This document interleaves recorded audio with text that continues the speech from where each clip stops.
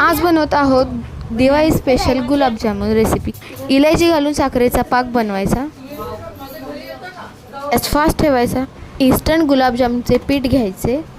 या पिठामध्ये काही ॲड करण्याची काही गरज नाही। तुम्ही तुमच्या अंदाजे पिठाचे पॅकेट घेऊ शकता। एका स्वच्छ ताटामध्ये पीठ घ्यायचे, त्याला चांगले मळायचे दूध टाकून।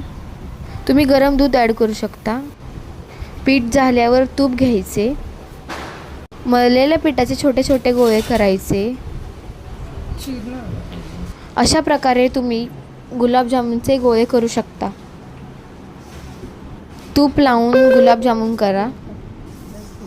गोळ्यांना चीर